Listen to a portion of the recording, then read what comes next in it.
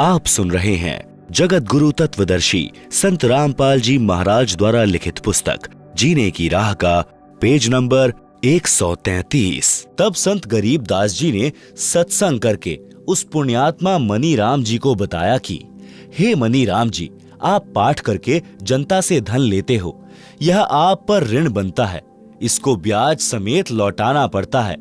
आपको यथार्थ आध्यात्मिक ज्ञान नहीं है, आप कथा पाठ तथा सत्संग करने के अधिकारी भी नहीं हो। आपने लोगों को आकर्षित करने के लिए गले में कंठी यानी एक तुलसी के मनके को डोरे में डालकर गले में डालते हैं, जो वैष्णव पंथ की पहचान होती है, डाल रखी है। एक माला 108 रुद्राक्ष के मणकों की डाल रखी है, जो मंत्र जाप के लिए होती हैं, जिसे संत जन सुमरनी कहते हैं। मस्तिष्क में तिलक लगा कर रखा है, पीले वस्त्र धारण कर रखे हैं। संत गरीबदास जी ने वाणी द्वारा समझाया कि कंठी माला सुमरनी पहरे से क्या होए, ऊपर ढूंढा साध का अंतर राखा खोए। भावार्थ, हे मनी राम जी, ऊपर के दिखावे से तो आप साधु लगते हो, यानी बाहरी आडंबर का तो ढूंढा ठा रखा है। आपकी वेशभूषा को देखकर तो भक्त समाज कटकर मर जाए, परंतु अंदर गुण साधु के बिल्कुल नहीं। लालच के कारण अंतःकरण मलिन बना रखा है, साधुता खो रखी है, यानी संत भाव नहीं है। इसलिए कंठी माला सुमरनी को गले में डालने से साधु नहीं बनता। आत्म कल्याण के लिए पूर्ण संत से दीक्षा लेकर आजीवन मर्यादा में रहकर भक्ति करने से कल्याण होता है। आप पाठ करने के अधिकारी नहीं हो। अधिकारी बिना पाठ करना यजमान के साथ धोखा है। आपके पूर्वज ऋषिजन वास्तव में पंडित थे, विद्वान पुरुष थे, वे ऐसी गलती नहीं करते थे। संत गरीबदास जी ने उदाहरण द्वारा समझाया है कि राजा परीक्षित का उद्धार। जिस समय राजा परीक्षित को ऋषि के श्रापवश तक्षक सर्प ने डसना था, तो राजा परीक्षित जी के उद्धार के लिए श्रीमद् भागवत यानी सुधा सागर की 7 दिन की कथा करनी थी। पृथ्वी के सर्व ऋषियों तथा पंडितों से श्रीमद् भागवत की कथा परीक्षित को सुनाने का आग्रह किया गया। वे वास्तव में पंडित थे, वे परमात्मा के विधान को जानते थे। उनको यह भी पता था कि 7वें दिन परिणाम आएगा। विश्व के बुद्धिजीव व्यक्तियों की दृष्टि 7वें दिन परीक्षित का क्या होगा, इस पर टिकी थी।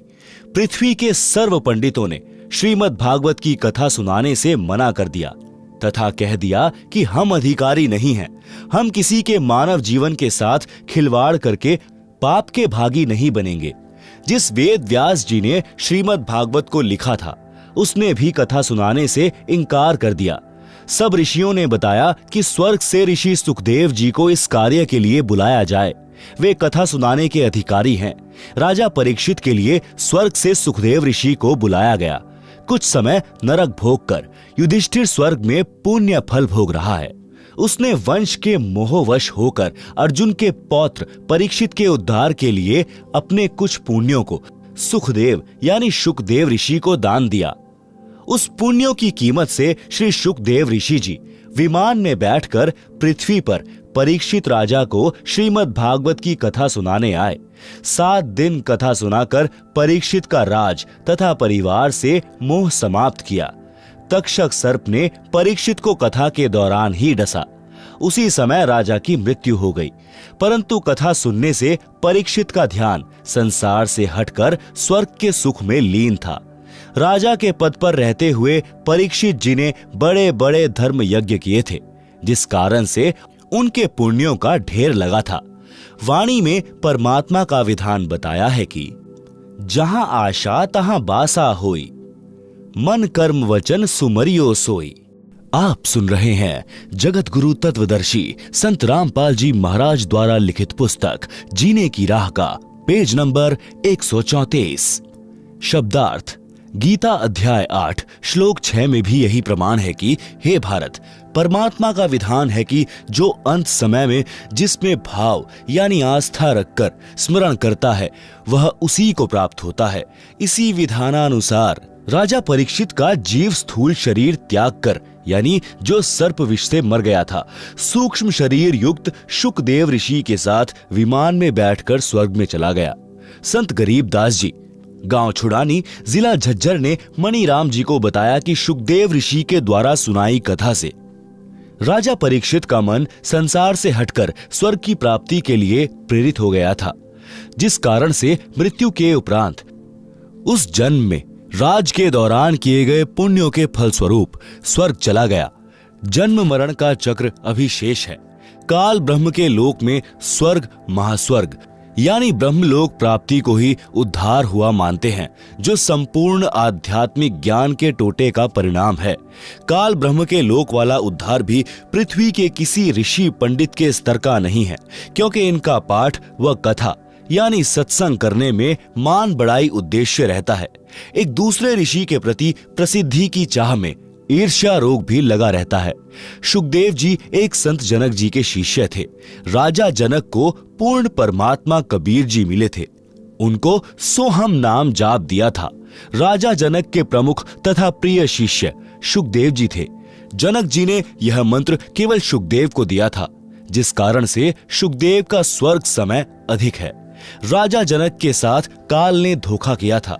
उन्होंने अपने आधे पुण्य 12 करोड़ नरक भोग रहे जीवों को दान कर दिए थे, जिस कारण से उनका स्वर्ग समय कम रह गया था और वे सन 1469 में पंजाब प्रांत में यानी भारत देश में श्री कालू राम मेहता खत्रिय अरोड़ा के घर श्री नानक नाम से जन्मे थे। वर्तमान में पाकिस्तान देश में हैं। शुकदेव जी को पृथ्वी पर किसी से कोई द्वेष तथा ईर्ष्या या मान बढ़ाई की चाह नहीं थी। उनके द्वारा सुनाई गई कथा का प्रभाव परीक्षित के मन पर पड़ा, जिस कारण से उनका स्वर्गवास हुआ। यदि अन्य ऋषि कथा करता तो राजा का मन राज व परिवार में रह जाता। उनका पुनः जन्म पृथ्वी पर होता, पुण्यों को राजा बनकर नष्ट करता। आप सुन रहे हैं जगत गुरु तत्वदर्शी संत रामपाल जी महाराज द्वारा लिखित पुस्तक जीने की राह का पेज नंबर 135। संत गरीबदास जी ने बताया कि हे मणिराम, जब तक जीव का जन्म मरण समाप्त नहीं होता तो उसको परम शांति नहीं होती। फिर राजा बनकर राज की हानि लाभ की आग में जलता है, निर्धन बनकर कष्ट उठाता है, फिर पशु पक्षी आदि आदि के शरीरों में कष्ट उठाता है। आप श्री विष्णु उर्फ श्री कृष्ण जी के भक्त हो। वैष्णव साधु श्री विष्णु जी को इष्ट रूप में मानते हैं। आप यह भी मानते हो कि श्री कृष्ण यानी श्री विष्णु जी ने श्रीमद् भगवद गीता का ज्ञान अर्जुन को सुनाया। गीता ज्ञान सुनाने वाला गीता अध्याय 18 श्लोक 62 में स्पष्ट करता है कि मेरे से अन्य कोई परम ईश्वर है। हे भारत, तू सर्वभाव से उस परमेश्वर की शरण में जा। उस परमेश्वर की कृपा से ही तू परम शांति को तथा सनातन परम धाम यानी सत्य लोक को प्राप्त होगा।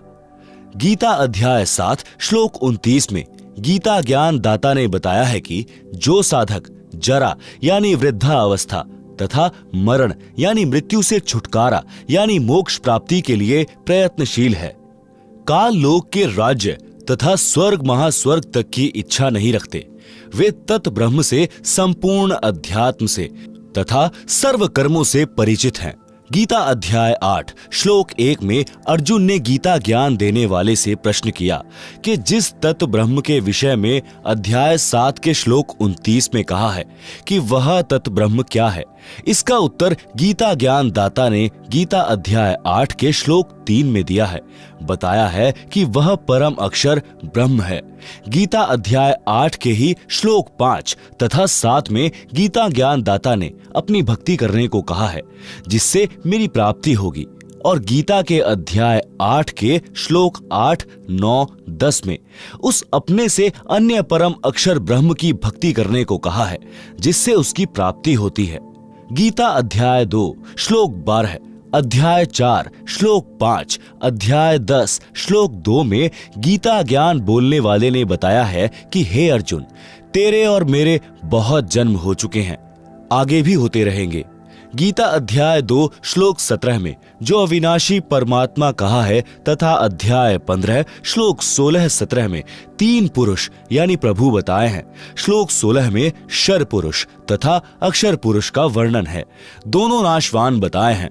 फिर अध्याय 15 श्लोक 17 में अविनाशी परम अक्षर ब्रह्म की जानकारी बताई है।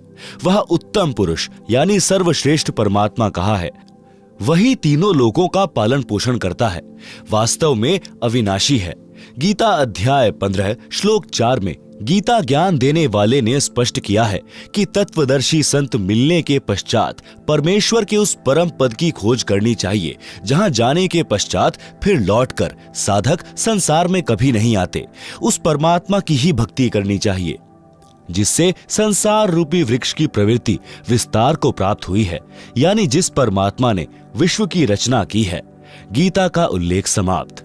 संत गरीबदास जी ने मणिराम को बताया कि परम अक्षर ब्रह्म यानी तत् ब्रह्म की भक्ति मेरे यानी संत गरीबदास जी के पास है। यदि आप जी को पूर्ण मोक्ष करवाना है तो दीक्षा लो और कल्याण करवा लो।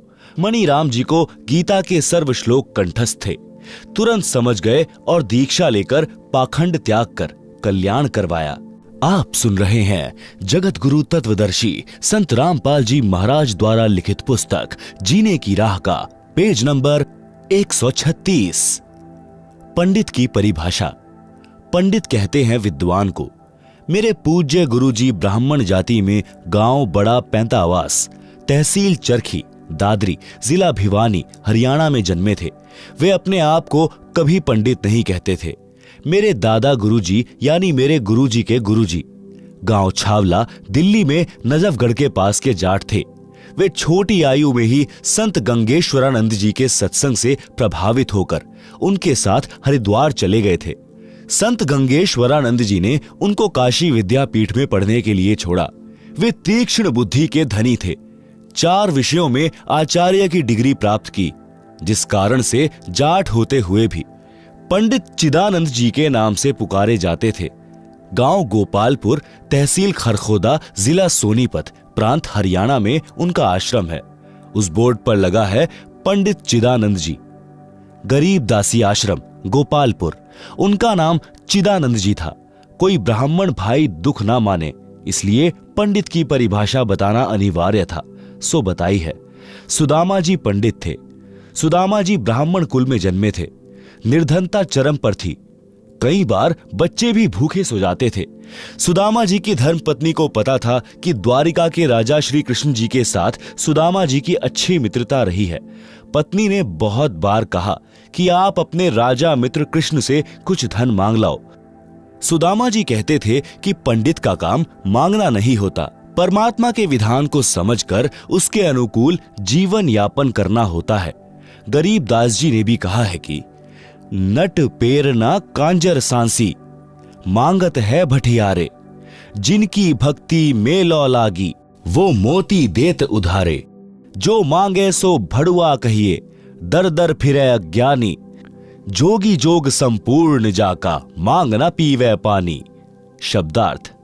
नट, ये लोग जनता में कुछ खेल दिखाते थे, जैसे लंबे बांस को बिना पृथ्वी में गाड़े उसके ऊपर चढ़ना, जो अनोखा व कठिन कार्य होता था। उस खेल के समापन पर कटोरा लेकर तमाशा यानी खेल देखने के लिए उपस्थित भीड़ से रुपए पैसे मांगते थे। इसी प्रकार अन्य जाति के व्यक्ति कंजर, सांसी, भटियारे अपनी कला दिखाकर रुपए या कनक यानी गेहूं, बाजरा, चना मांगते थे।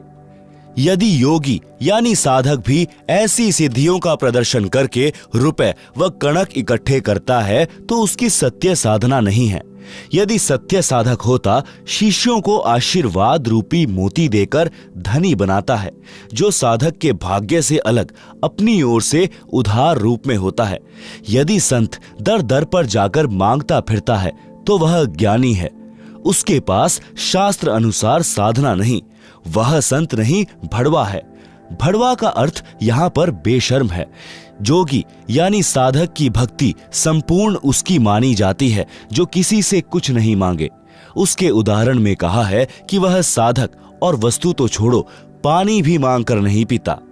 परंतु पत्नी के बार बार आग्रह करने पर विप्र सुदामा जी अपने मित्र श्री कृष्ण जी के पास चले गए। श्री कृष्ण जी ने उनका विशेष सत्कार किया। मुट्ठी भर चावल साथ लेकर गए थे, जो श्री कृष्ण जी ने चाव के साथ खाए, चरण तक धोए और कुशल मंगल पूछा तो पंडित सुदामा जी ने कहा कि हे भगवान, मुझे किसी वस्तु की आवश्यकता नहीं है, आपकी कृपा से ठीक निर्वाह हो रहा है। एक सप्ताह श्री कृष्ण जी के पास रुककर सुदामा जी घर को चल पड़े। एक बार भी नहीं कहा कि कुछ धन दे दो। वे जानते थे कि परमेश्वर कबीर जी कहते हैं, बिन मांगे मोती मिले, मांगे मिले न भीख, मांगन से मरना भला, यह सतगुरु की सीख। आप सुन रहे हैं जगत गुरु तत्वदर्शी संत रामपाल जी महाराज द्वारा लिखित पुस्तक जीने की राह का पेज नंबर 137। शब्दार्थ। कबीर परमात्मा ने भी बताया है कि जो पूर्ण परमात्मा की सत्य साधना करता है उसे मांगना नहीं चाहिए। मांगने से परमात्मा रुष्ट हो जाता है, उसको भिक्षा भी नहीं मिलती। वह साधक परमात्मा पर विश्वास रखकर नहीं मांगेगा तो परमात्मा उसकी इच्छा पूरी करेगा, यानी मोती जैसी बहुमूल्य वस्तु भी दे देगा। पूर्ण सद्गुरु यही शिक्षा देता है कि मांगने से तो व्यक्ति जीवित ही मर जाता है, मांगने से तो मरना भला है। भावार्थ आत्महत्या से नहीं है, यहां अपनी इच्छाओं का दमन करके मृतक बनकर रहने से है। श्री कृष्ण जी राजा थे। अपने मित्र की स्थिति को समझकर विश्वकर्मा जी को आदेश देकर एक सप्ताह में सुदामा जी का महल बनवा दिया तथा बहुत सारा धन भी दे दिया। पंडित सुदामा जी अपने धर्म कर्म पर डटे रहे, जिस कारण से उनको लाभ हुआ। इसे पंडित कहते हैं। जो मांगे सो भड़ुआ कहलाता है। पंडित की यह परिभाषा है। प्रसंग चल रहा है। दीक्षा यानी नाम लेने के पश्चात भक्त की आस्था संसार तथा परमात्मा में कैसी होनी चाहिए, उस प्रसंग में पवित्र कबीर सागर ग्रंथ के अध्याय अनुराग सागर में परमेश्वर कबीर जी ने अपनी प्रिय आत्मा धर्मदास जी को इस प्रकार बताया है। आप सुन रहे हैं जगत गुरु तत्वदर्शी संत रामपाल जी महाराज द्वारा लिखित पुस्तक जीने की राह का पेज नंबर 138, अध्याय अनुराग सागर का सारांश। अनुराग सागर पृष्ठ 3 से 5 तक का सारांश। पृष्ठ 3 से धर्मदास जी ने परमेश्वर कबीर जी से प्रश्न किया। प्रश्न: प्रभु, दीक्षा प्राप्ति के पश्चात परमेश्वर में कैसी आस्था होनी चाहिए? उत्तर: परमेश्वर कबीर जी ने बताया है कि जैसे मृग यानी हिरण शब्द पर आसक्त होता है, वैसे साधक परमात्मा के प्रति लग्न लगावे। हिरण यानी मृग पकड़ने वाला एक यंत्र से विशेष शब्द करता है जो हिरण को अत्यंत पसंद होता है। जब वह शब्द बजाया जाता है तो हिरण उस ओर चल पड़ता है और शिकारी जो शब्द कर रहा होता है उसके सामने बैठकर मुख जमीन पर रखकर समर्पित हो जाता है, अपने जीवन को दांव पर लगा देता है। इसी प्रकार उपदेशी को परमात्मा के प्रति समर्पित होना चाहिए, अपना जीवन न्योछावर कर देना चाहिए।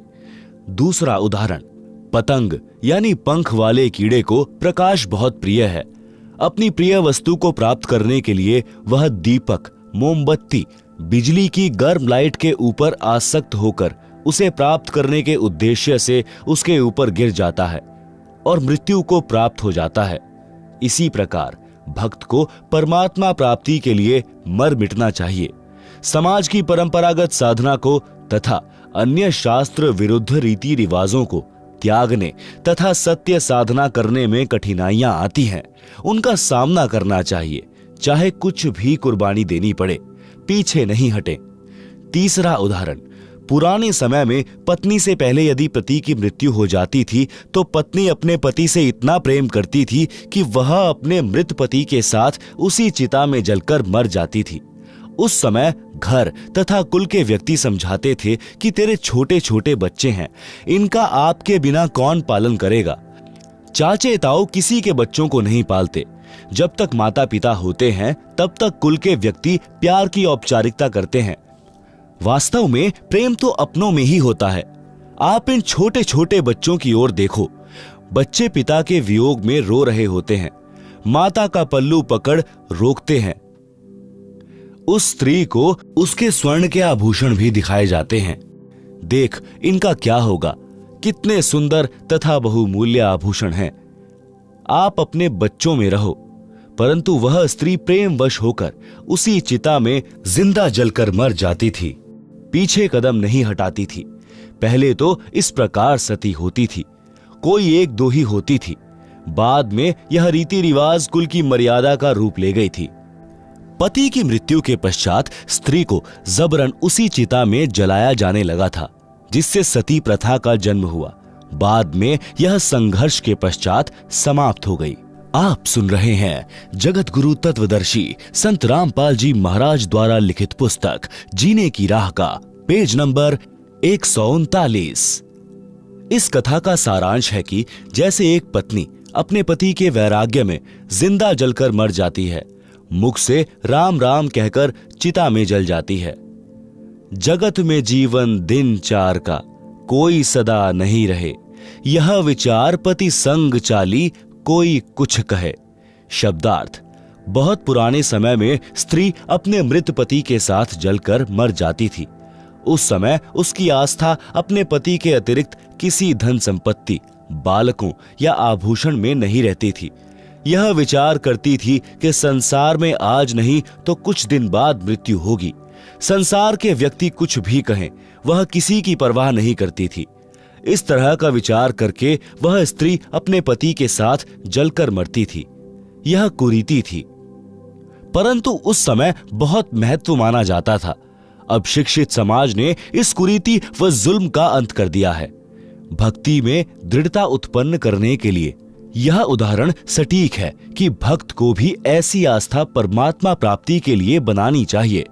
संसार के व्यक्तियों की सांसारिक बातों पर ध्यान न देकर अपने उद्देश्य की सफलता के लिए दृढ़ता से भक्ति करें, मर्यादा का पालन करें। नीचे की वाणियों में यही समझाया है कि भक्त सत्पुरुष की प्राप्ति के लिए ऐसे ही लगन लगाएं, संसार के नाते संपत्ति को भूल जाएं और केवल परमात्मा में ध्यान लगाएं। हे धर्मदास, इसी प्रकार भक्त का विचार होना चाहिए।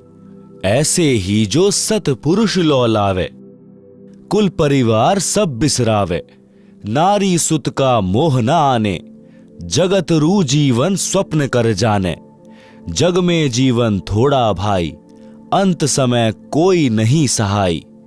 बहुत प्यारी नारी जग माही, मात पिता जाके समनाही। तेही कारण नर शीश जो देही, अंत समय सो नहीं संग देही। चाहे कोई जले पति के संगा, फिर दोनों बने कीट पतंगा। फिर पशु पक्षी जन्म पावे, बिन सतगुरु दुख कौन मिटावे। ऐसी नारी बहु तेरी भाई, पति मरे तब रूधन मचाई।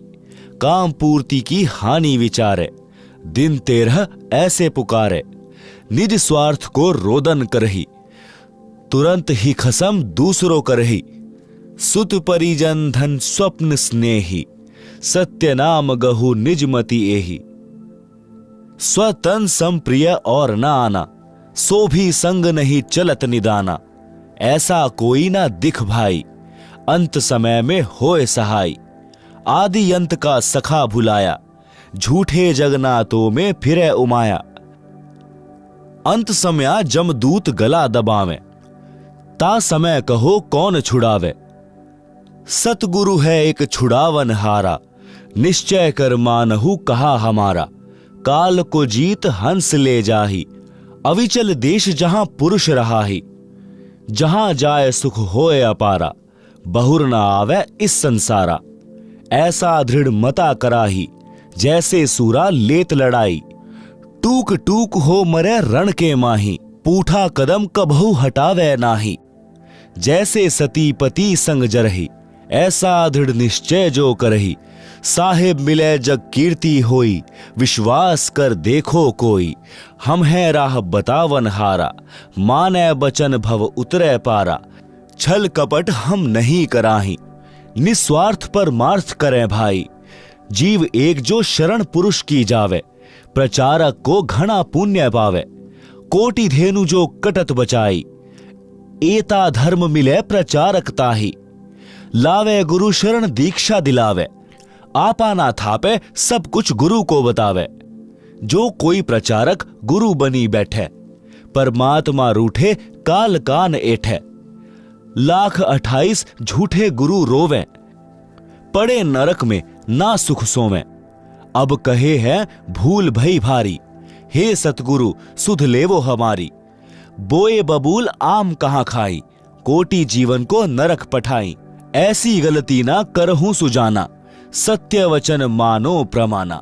आप सुन रहे हैं जगत गुरु तत्वदर्शी संत रामपाल जी महाराज द्वारा लिखित पुस्तक जीने की राह का पेज नंबर 140। शब्दार्थ। उपरोक्त वाणियों का भावार्थ है कि जब लड़का युवा होता है तो उसका विवाह हो जाता है। विवाह के पश्चात माता पिता से भी अधिक लगाव अपनी पत्नी में हो जाता है। फिर बच्चों से ममता हो जाती है। यदि पति की मृत्यु हो जाती है तो पत्नी साथ नहीं जाती। कुछ समय पश्चात यानी 13वीं क्रिया के पश्चात छोटे बड़े पति के भाई के साथ सगाई विवाह कर लेती है। पति को पूर्ण रूप से भूल जाती है। यदि कोई अपने पति के साथ जल मरती है तो अगले जन्म में पक्षी या पशु योनि में दोनों भटक रहे होंगे। जिस पत्नी के लिए पुरुष अपनी गर्दन तक कटा लेता है, यदि कोई किसी की पत्नी को बुरी नजर से देखता है, मना करने पर भी नहीं मानता है, तो पति अपनी पत्नी के लिए लड़ मरता है। फिर वही पत्नी पति की मृत्यु के उपरांत अन्य पुरुष से मिल जाती है। यह भले ही समय की आवश्यकता है, परंतु भक्त के लिए ठोस शिक्षा है। इसी प्रकार किसी व्यक्ति की पत्नी की मृत्यु हो जाती है तो वह कुछ समय उपरांत दूसरी पत्नी ले आता है। पत्नी अपने पति के लिए अपना घर, भाई बहन, माता पिता त्याग कर चली आती है, परंतु पत्नी की मृत्यु के उपरांत स्वार्थ के कारण रोता है। परंतु जब अन्य व्यक्ति विवाह के लिए कहते हैं तो सब भूलकर तैयार हो जाता है। भावार्थ है कि सब स्वार्थ का नाता है। इसलिए सत्य भक्ति करके उस सत्य लोक में चलो जहां पर जरा यानी वृद्धावस्था तथा मरण यानी मृत्यु नहीं है। आगे चेतावनी दी है कि हे भक्त, अपने शरीर के समान इंसान को कुछ भी प्रिय नहीं होता। अपने शरीर की रक्षार्थ लाखों रुपए इलाज यानी ट्रीटमेंट में खर्च कर देता है, यह विचार करके कि यदि जीवन बचा तो मेहनत मजदूरी करके रुपए तो फिर बना लूंगा। यदि रुपए नहीं होते हैं तो संपत्ति को भी यही विचार करके बेच देता है और अपना शरीर बचाता है। परमेश्वर कबीर जी ने समझाया है कि हे धर्मदास, स्व तनु सम प्रिय और न आना, सो भी संग न चलत निदाना। आप सुन रहे हैं जगत गुरु तत्वदर्शी संत रामपाल जी महाराज द्वारा लिखित पुस्तक जीने की राह का पेज नंबर 141। शब्दार्थ। अपने शरीर के समान अन्य कुछ वस्तु प्रिय नहीं है। वह शरीर भी आपके साथ नहीं जाएगा। फिर अन्य कौन सी वस्तु को तू अपना मानकर भूले और भगवान भूले फिर रहे हो। सर्व संपत्ति तथा परिजन एक स्वप्न जैसा साथ है। कबीर परमेश्वर जी ने कहा है कि मेरी अपनी राय यह है कि पूर्ण संत से सत्य नाम यानी सत्य साधना का मंत्र लेकर अपने जीव का कल्याण कराओ, और जब तक आप स्वप्न यानी संसार में हैं तब तक स्वप्न देखते हुए पूर्ण संत की शरण में जाकर सच्चा नाम प्राप्त करके अपना मोक्ष कराओ। सर्व प्राणी जीवन रूपी रेलगाड़ी यानी ट्रेन में सफर कर रहे हैं। जिस डिब्बे यानी कंपार्टमेंट में बैठे हो वह आपका नगर है। जिस सीट पर बैठे हो वह आपका परिवार है। जिसकी यात्रा पूरी हो जाएगी वे अपने अपने स्टेशन पर उतर जाएंगे। यही दशा इस संसार की है। जैसे यात्रियों को मालूम होता है कि हम कुछ देर के साथी हैं, सभ्य व्यक्ति उस सफर में प्यार से रहते हैं, एक दूसरे का सहयोग करते हैं। इसी प्रकार हमने अपने स्वप्न वाले मानव जीवन के समय को व्यतीत करना है। स्वप्न टूटेगा यानी शरीर छूटेगा तो पता चलेगा यह क्या था। वह परिवार तथा संपत्ति कहाँ है जिसको संग्रह करने में अनमोल जीवन नष्ट कर दिया। संसार के अंदर परमात्मा के अतिरिक्त ऐसा कोई नहीं है जो मृत्यु के समय में यम के दूत कंठ को बंद करेंगे।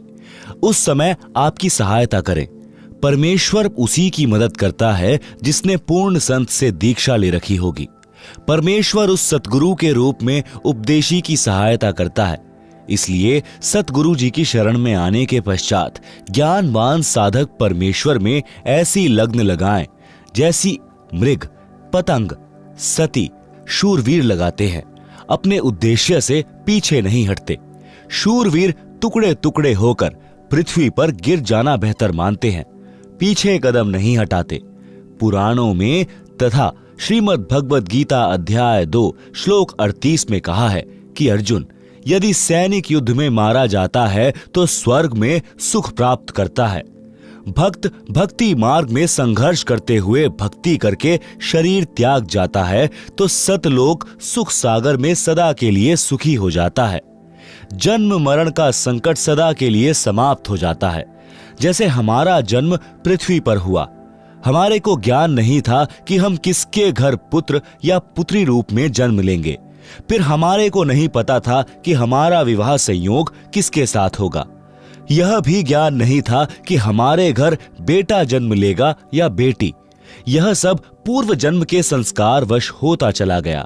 आपस में कितना प्यार तथा अपनापन बन गया। सदा साथ रहने की इच्छा रहती है, कोई ना मरे, यह कामना करते रहते हैं। इस काल ब्रह्म के लोक में कोई सदा नहीं रहेगा। एक एक करके पहले पीछे सब मरते जाएंगे।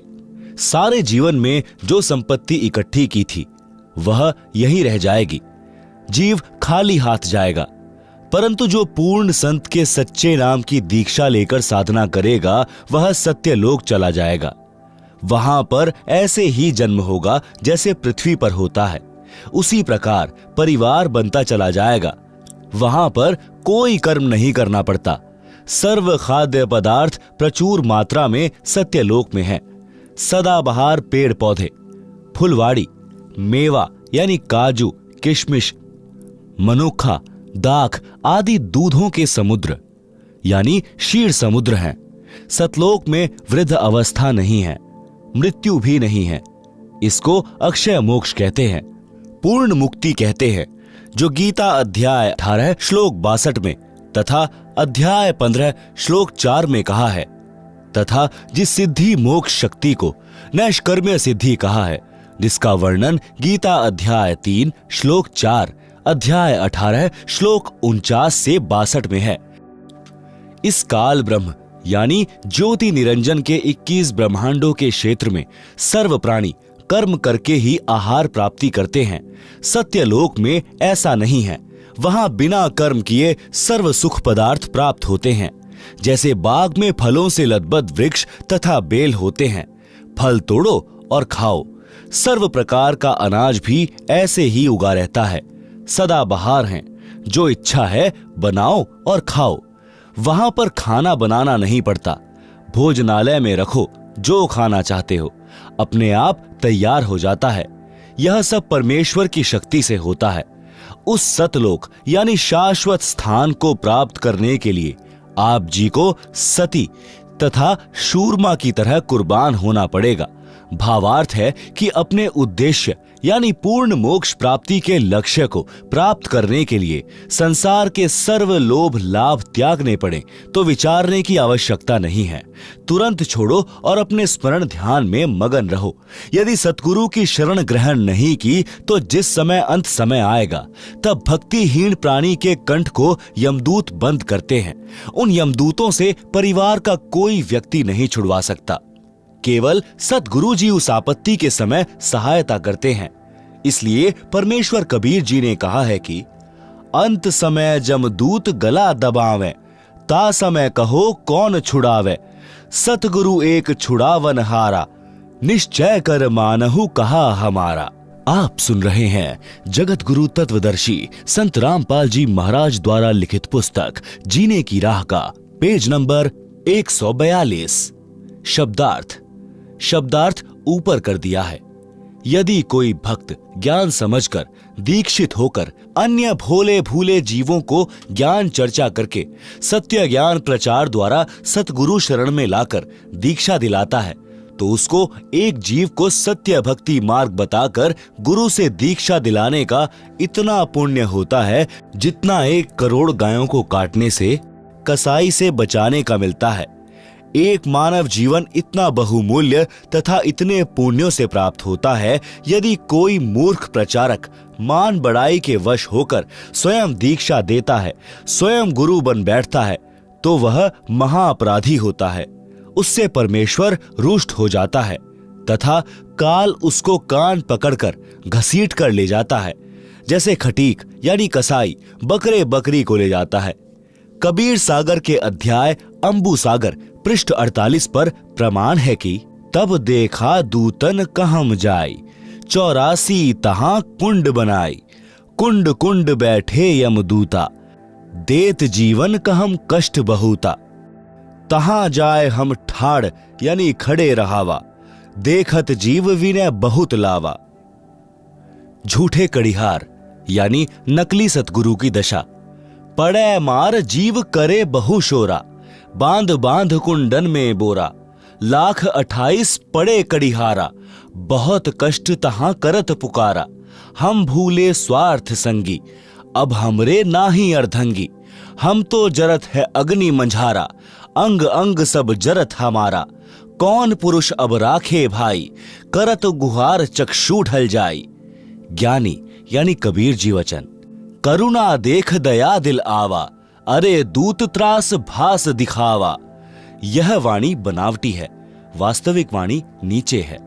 दुर्दशा देख दया दिल आवा, अरे दूत तुम जीवन भ्रमावा। जीव तो अचेत अज्ञाना, वाको काल जाल तुम बंधाना। 84 दूतन कहम बांधा, शब्द डोर 14 यम सांधा। तब हम सबहन कहम मारा, तुम हो जालिम बटपारा। हमरे भक्तन को तुम भ्रमावा, पल पल सुरती जीवन डिगावा। गही चोटी दूत घसियाए, यमरू दूत विनय तब लाए। दूत जो नकली गुरु बने थे। वचन, चुक हमारी क्षमा कर दीजिए, मन माने तस आज्ञा कीजिए। हम तो धनी यानी काल कहियो जस कीन्हा, सो वचन मान हम लीन्हा। अब नहीं जीव तुम्हारा भ्रमावे, हम नहीं कबहू गुरु कहावे। ज्ञानी यानी कबीर जी वचन। सुन ज्ञानी बहुते हंसाई, दूतन दुष्ट बंध न छोड़ो जाई। पल एक जीवन सुख दीना, तब संसार गमन हम कीना। आप सुन रहे हैं जगत गुरु तत्वदर्शी संत रामपाल जी महाराज द्वारा लिखित पुस्तक जीने की राह का पेज नंबर 143। भावार्थ। कबीर परमेश्वर जी ने बताया कि जो झूठे सतगुरु बनकर मान बढ़ाई के वश होकर काल प्रेरणा से भोले जीवों को भ्रमाया करते थे, उनको भी दंड मिलता है। उनको भी नरक में डालकर यातनाएं दी जाती हैं। उनके शिष्य भी उसी नरक में गिरते हैं। जब मैं उस नरक के पास गया जिसमें वे मान बढ़ाई के भूखे नकली कड़िहार यानी संसार के काढ़ने वाले यानी सतगुरु बनकर महिमा बनाए हुए थे, लाखों जीवों को शिष्य बनाकर नरक में अपने साथ ले गए। फिर परमेश्वर के विधान अनुसार वे भी अपराधी होने के कारण नरक में पड़े थे। उस नरक क्षेत्र में कुंड बने हैं, प्रत्येक कुंड में जीव पड़े हैं तथा यमदूत सता रहे हैं। वे 28 लाख नकली सद्गुरुओं ने मुझे देखकर अर्जी लगाई कि हमें बचा लो प्रभु। कारण यह था कि जो यमदूत उन्हें नरक में मार पीट रहे थे, वे सब परमेश्वर कबीर जी की शक्ति के सामने कांपने लगे। इस कारण से उन नकली सद्गुरुओं को लगा कि ये कोई परम शक्ति वाले देव हैं। परमेश्वर कबीर जी ने कहा कि तुमने भोले जीवों को भ्रमित किया, अपने आप को पूर्ण सतगुरु सिद्ध किया। तुम्हें पता भी था कि तुम्हारे पास नाम दीक्षा का अधिकार नहीं, तुम्हें पूर्ण मोक्ष का ज्ञान नहीं। अपने स्वार्थवश लाखों मनुष्यों के अनमोल जीवन का नाश कर दिया। वे काल जाल में फंसे रह गए। फिर मैंने उन दूतों यानी काल के बनाए कड़िहारों को तथा अन्य यमदूतों को मारा, चोटी पकड़कर घसीटा। फिर नकली सतगुरुओं ने कहा कि हमने तो अपने धनी यानी मालिक काल ब्रह्म की आज्ञा का पालन किया है, अब आप जैसे कहोगे हम वैसे करेंगे। मैंने कहा कि अब तुमको छोड़ा नहीं जाएगा। जो जीव उन नकली गुरुओं के शिष्य बनकर जीवन नष्ट कर गए थे, वे भी वहीं उनके साथ नरक में पड़े थे। जब तक मैं यानी कबीर परमेश्वर जी वहां रहा, उन जीवों को नरक का कष्ट नहीं हो रहा था। इस प्रकार उनको कुछ समय का सुख देकर वहां से चलकर संसार में आया। मेरे आने के पश्चात वे नकली गुरुओं तथा उनके भोंदू शिष्यों को फिर से नरक की यातना प्रारंभ हो गई। इसलिए पूर्वोक्त वाणी में कहा है कि यदि कोई प्रचारक स्वयं गुरु बन बैठा तो परमेश्वर रुष्ट हो जाएगा और काल कान ऐठेगा अर्थात कष्ट देगा। इसलिए हे सज्जन पुरुष, कभी ऐसी गलती न करना, मेरे वचन को प्रमाणित मानना। आप सुन रहे हैं जगत गुरु तत्वदर्शी संत रामपाल जी महाराज द्वारा लिखित पुस्तक जीने की राह का पेज नंबर 144, भक्त का स्वभाव कैसा हो। अनुराग सागर के पृष्ठ 6 से वाणी नंबर 7 से 17, धर्मदास वचन।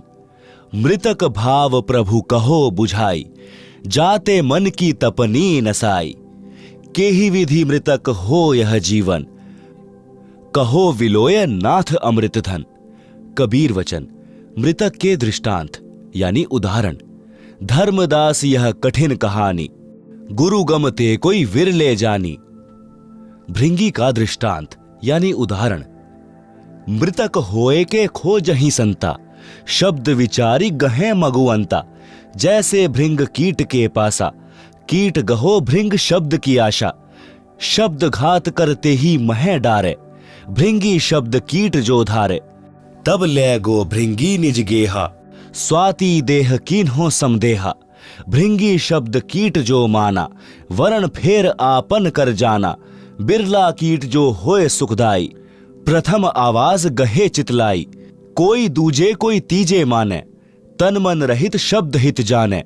भृंगी शब्द कीट ना गहई, तै पुनि कीट आसरे रहई। एक दिन कीट गहे सी भृंग भाषा, वरण बदले पूर्व आशा। आप सुन रहे हैं जगत गुरु तत्वदर्शी संत रामपाल जी महाराज द्वारा लिखित पुस्तक जीने की राह का पेज नंबर 145, मृतक के और दृष्टांत। अनुराग सागर के पृष्ठ 7 से वाणी नंबर 7 से 20। सुनहु संत यह मृतक सुभाव, बिरला जीव पीव मगधाऊ। और सुनहु मृतक का भेवा, मृतक होए सतगुरु पद सेवा। मृतक छोह तजय शब्द उर्धारे, छोह तजय तो जीव उबारे। पृथ्वी का दृष्टांत। जस पृथ्वी के गंजन होई, चित अनुमान गहे गुण सोई। कोई चंदन कोई विष्टा डारे, कोई कोई कृषि अनुसारे। गुण और गुण तिन सम कर जाना, तज विरोध अधिक सुख माना। उख का दृष्टांत। औरों मृतक भाव सुनि लेहु, निरखी परखी गुरु मगु पगु देहु। जैसे ईख किसान उगावे, रति रति कर देह कटावे। कोल्हू महम पुनि ताही पिरावे, पुनि कडाह में खूब उठावे। निज तनु दाहे गुड़ तब होई, बहुरी ताव दे खांड विलोई। ताहू माही ताव पुनि दीन्हा, चीनी तबे कहावन लीन्हा। चीनी होए बहुरित तन जारा, ताते मिसरी है अनुसारा। मिसरी ते जब कंध कहावा, कहे कबीर सबके मन भावा। यही विधि ते जो शीश करही, गुरु कृपा सहजे भव तरही। भावार्थ। अनुराग सागर पृष्ठ 6 पर लिखी पंक्ति नंबर 7 से 17 तक का भावार्थ है कि धनी धर्मदास जी ने परमेश्वर कबीर जी से विनय पूर्वक प्रश्न किया कि हे प्रभु, मुझे मृतक का स्वभाव समझाओ, कैसा होता है, किस प्रकार जीवित मरना होता है।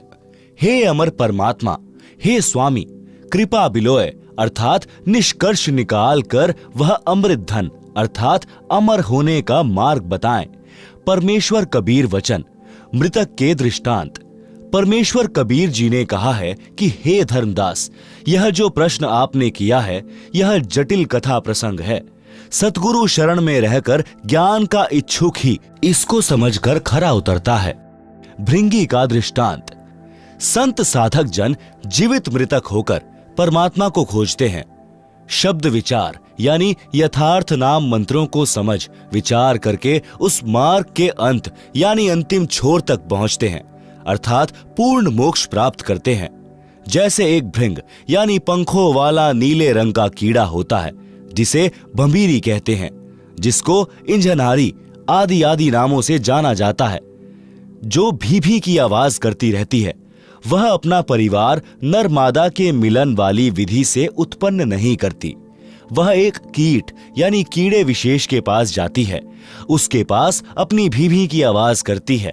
जो कीड़ा उसकी आवाज से प्रभावित हो जाता है, उसको उठाकर पहले से तैयार किया मिट्टी के घर में ले जाती है। वह गोल आकार का 2 इंच परिधि का 1-2 मुख वाला गारा का बना होता है।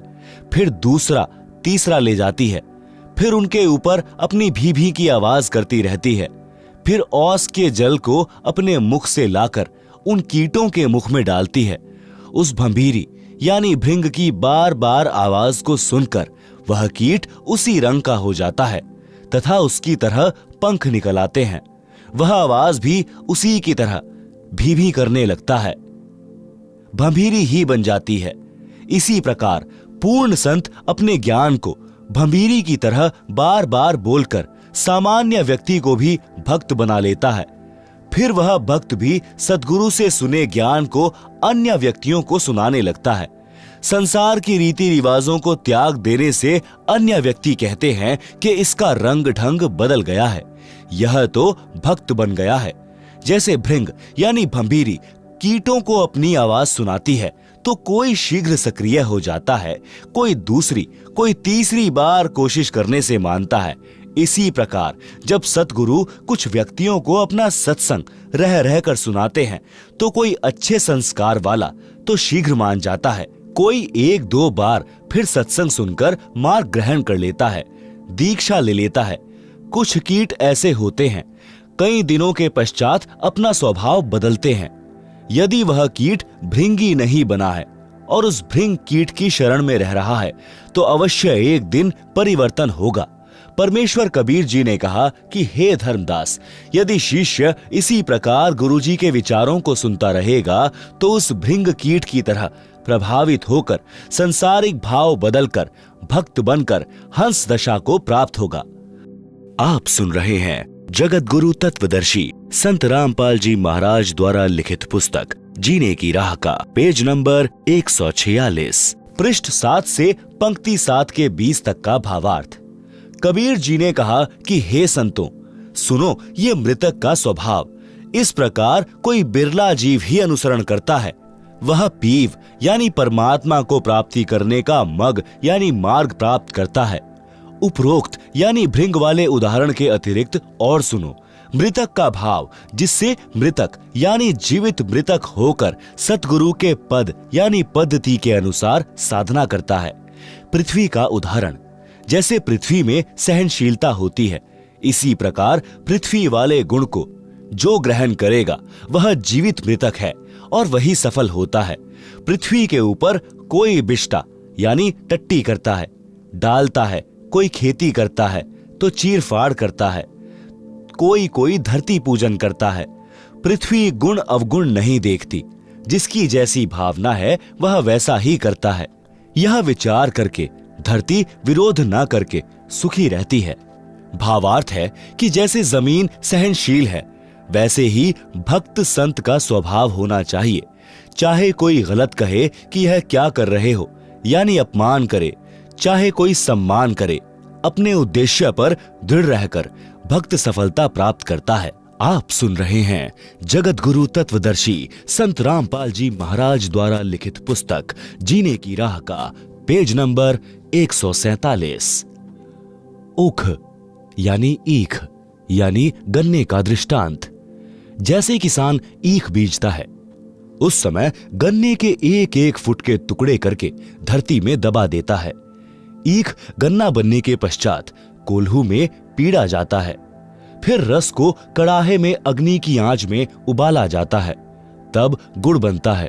यदि अधिक ताव गन्ने के रस को दिया जाता है तो वह खांड बन जाता है, जो गुड़ से भी स्वादिष्ट होती है, और अधिक ताव देने से चीनी बन जाती है। और भी अधिक गर्म किया जाता है तो मिश्री बन जाती है, फिर मिश्री से कंद बन जाता है।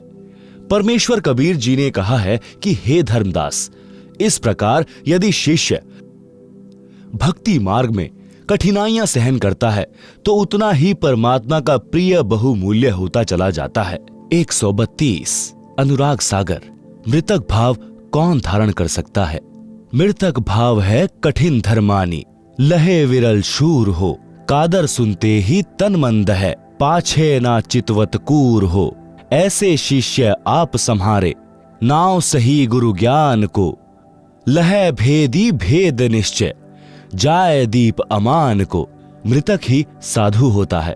सोरठा मृतक हो सो साधु, सो सतगुरु को पावई, मेटे सकल उपाध, तासु देव आशा करें। साधु किसे कहते हैं? साधु मार्ग कठिन धर्मदासा, रहनी रहे सो साधु सुबासा। पांचों इंद्री सम करी राखे, नाम अमीरस निश दिन चाखे। चक्षु वृषीकरण। प्रथम ही चक्षु इंद्री कह साधे, गुरुगम पंथ नाम अवराधे। सुंदर रूप चक्षु की पूजा, रूप को रूप न भावे दूजा। रूप को रूप ही सम कर जाने, दरस विदेह सदा सुख माने। श्रवण वशीकरण। इंद्री श्रवण वचन शुभ चाहे, उत्कट वचन सुनत चित दाहे। बोल कुबोल दो सह लेख है, हृदय शुद्ध गुरु ज्ञान विषेक है। नासिका वशीकरण। नासिका इंद्री बास अधीना, यही सम राखे संत प्रवीणा। जिह्वा वशीकरण। जिह्वा इंद्री चाहे स्वादा, खट्टा मीठा मधुर सवादा। सहज भाव में जो कुछ आवे, रूखा फीका नहीं विलगावे। जो कोई पंचामृत ले आवे, ताही देख नहीं हरप चढ़ावे। तजे न रूखा साग अलूना, अधिक प्रेम सो पावे दूना। 133 अनुराग सागर। शिरण वशीकरण। इंद्रिय दुष्ट महाअपराधी, कुटिल काम होई विरले साधी। कामिनी रूप काल की खानी, तजहु तासु संग हो गुरु ज्ञानी। काम वशीकरण। जब ही काम उमंग तन आवे, ताही समय जो आप जुगावे। शब्द विदेह सुरत ले राखे, गहिमन मौन नाम रस चाखे। जब निह तत्व में जाए समाई, तब ही काम रहे मुरझाई। काम दे लुटेरा है। काम पर बल अति भयंकर, महादारुण काल हो। सुर देव मुनिगण यक्ष गंधर्व, सब ही किन्ह विलास हो। सब ही लूटे विरल छूटे, गुण निज दृढ़ गहे। गुरु ज्ञान दीप समीप सतगुरु, भेद मार्ग तिल लहे। काम लुटेरे से बचने का उपाय। सोरठा दीपक ज्ञान प्रकाश, भवन उजेरा करी रहो। सतगुरु शब्द विलास, भाज चोर अंजोरा जब। अनल पक्षी का दृष्टांत। गुरु कृपा सो साधु कहावे, अनल पक्ष है लोक सिधावे। धर्मदास यह परखो बानी, अनल पक्ष गम कहो बखानी। अनल पक्ष जो रहे आकाशा, निश दिन रहे पवन की आशा। दृष्टि भाव तिन रति विधि ठानी, यह विधि गर्भ रहे तिहि जानी। अंड प्रकाश कीन्ह पुनितहवा, निराधार आलम्ब ही जहवा। मारग माहि पुष्ट भो अंडा, मारग माहि त्रिरह नौ खंडा। मारग माहि चक्षु तिन पावा, मारग माहि पंख पर भावा। महिढिग आवा सुधी बहिताहि, इहां मोर आश्रम नहीं आहि। सुरति संहार चले पुनितहवा, मात पिता को आश्रम जहवा। अनुराग सागर के पृष्ठ 8 तथा 9 का सारांश है कि साधक वही है जो अपनी सर्व इंद्रियों को संयम में रखता है। जैसा मिल जाए उसी में संतोष करे। रूप को देखकर उस पर आकर्षित नहीं होवे, कुरूप को देखकर घृणा ना करे। दोनों को दिव्य ज्ञान की नजरों से देखे कि ऊपर का चाम गोरा काला है। दोनों को दिव्य ज्ञान की नजरों से देखें कि ऊपर का चाम गोरा काला है। शरीर में हाड़ मांस सब एक जैसा है। इस प्रकार विवेक से भक्ति करें। यदि कोई सम्मान करता है, प्यार से बोलता है, तो खुशी महसूस न करें। यदि कोई कुबोल यानी कुवचन कहता है तो दुख ना माने, उनकी बुद्धि के स्तर को जानकर शांत रहें। यदि कोई अच्छा भोजन, खीर, खांड, हलवा पूरी खिलाता है तो उसी कारण उससे प्रभावित ना हो, उसको उसका कर्म का फल मिलेगा। यदि कोई रूखा सूखा भोजन खिलाए तो उसको अधिक भाव से, प्रेम से खाना चाहिए। काम वासना को महत्व न दें। वही भक्त वास्तव में परमेश्वर प्राप्ति कर सकता है। यदि काम वासना परेशान करे तो उसको भक्ति नाम स्मरण में लगाकर आनंद प्राप्त करें। उसी समय काम वासना मुरझा जाती है। काम वासना का नाश करने का तरीका परमेश्वर कबीर जी कहते हैं, पर नारी को देखिए बहन बेटी का भाव, कह कबीर काम नाश का यही सहज उपाय। आप सुन रहे हैं जगत गुरु तत्वदर्शी संत रामपाल जी महाराज द्वारा लिखित पुस्तक जीने की राह का पेज नंबर 148, मोक्ष प्राप्ति का अन्य भाव। अनल यानी अलल, पक्षी जैसा भाव। जैसे एक अनल पक्षी यानी अलल पंख आकाश में रहता है, यह पक्षी अब लुप्त हो चुका है। इसके 4 पैर होते थे, आगे वाले छोटे और पीछे वाले बड़े। इसका आकार बहुत बड़ा होता था, लंबे लंबे पंख होते थे। पूरा पक्षी यानी युवा पक्षी 4 हाथियों को एक साथ उठाकर आकाश में अपने परिवार के पास ले जाता था। अनल पक्षी यानी अलल पक्षी ऊपर वायु में रहता था। वहीं से मादा अनल अंडे उत्पन्न कर देती थी। वह अंडे उस स्थान पर छोड़ती थी जहां केले का वन होता था। केले एक दूसरे में फंसकर गहरा वन बना लेते थे। हाथियों का झुंड यानी समूह यानी सैकड़ों हाथी भी केले के वन में रहते थे, क्योंकि हाथी केले के पेड़ खा जाता है तथा केले के पेड़ों पर ही लेट जाता है, मस्ती करता रहता है। अलल पक्षी का अंडा वायुमंडल से गुजरकर नीचे पृथ्वी तक आने में हवा के घर्षण से पककर बच्चा तैयार हो जाता था। वह अंडा केले के पेड़ों के ऊपर गिरता था।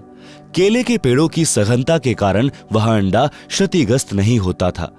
केवल इतनी गति से केले के पेड़ों को तोड़कर पृथ्वी पर गिरता था कि अंडा फूट जाए। अंडे का आकार बहुत बड़ा होता था, उसका कवर भी सख्त मजबूत होता था। बच्चे के बचाव के लिए अंडे के कवर तथा बच्चे के बीच में गद्देदार पदार्थ होता था, जो पृथ्वी के ऊपर गिरते समय बच्चे को चोट लगने से बचाता था। अनल पक्षी का बच्चा पृथ्वी पर अन्य पक्षियों के बच्चों के साथ रहता था, उनसे मिलकर उड़ता था, परंतु उसकी अंतरात्मा यह मानती थी कि यह मेरा घर परिवार नहीं है, मेरा परिवार तो ऊपर है। मैंने ऊपर अपने परिवार में जाना है, यह मेरा संसार नहीं है। वह जब युवा हो जाता है तो हाथियों के झुंड पर झपट्टा मारता था। 4 हाथियों को चारों पंजों से उठाता था तथा एक हाथी को चोंच से पकड़कर उड़ जाता था, अपने परिवार के पास चला जाता था। साथ में उनके लिए आहार भी ले जाता था। कबीर परमेश्वर जी ने सटीक उदाहरण बताकर भक्त को मार्गदर्शन किया है कि आप इस संसार के स्थायी वासी नहीं हैं, आपको यह छोड़कर जाना है। आपका परिवार ऊपर सत्यलोक में है, आप इस पृथ्वी के ऊपर गिरे हो। तत्व ज्ञान प्राप्त भक्त के मन की दशा उस अनल यानी अलल पक्षी के बच्चे जैसी होनी चाहिए। जब तक सतलोक जाने का समय नहीं आता तो सांसारिक व्यक्तियों के साथ मिलकर शिष्टाचार से रहो। चलते समय इनमें कोई लगाव नहीं रहना चाहिए। अपनी नाम स्मरण की कमाई तथा पुण्य धर्म की कमाई साथ लेकर उड़ जाना है। अपने परिवार के पास अपने निज घर सतलोक में जाना है। आप सुन रहे हैं जगत गुरु तत्वदर्शी संत रामपाल जी महाराज द्वारा लिखित पुस्तक जीने की राह का पेज नंबर 149, अनुराग सागर के पृष्ठ 152 का सारांश। इस पृष्ठ पर परमेश्वर ने शरीर के अंदर का गुप्त भेद बताया है। इस मानव शरीर में 72 नाड़ियां हैं। उनमें 3 ईड़ा, पिंगला, सुषुम्ना मुख्य हैं। फिर एक विशेष नाड़ी है ब्रह्मरंध्र। परमेश्वर कबीर जी ने बताया है कि धर्मदास मन ही ज्योति निरंजन है। इसने जीव को ऐसे नचा रखा है जैसे बाजीगर मरकट यानी बंदर को नचाता है। इस शरीर में 5 तत्व, 25 प्रकृति तथा 3 गुण काल के 3 एजेंट हैं, जीव को धोखे में रखते हैं। इस शरीर में काल निरंजन तथा जीव दोनों की मुख्य भूमिका है। काल निरंजन मन रूप में सब पाप करवाता है, पाप जीव के सिर पर रख देता है। अनुराग सागर के पृष्ठ 153 का सारांश। काल ने ऐसा धोखा कर रखा है कि जीव परमेश्वर को भूल गया है।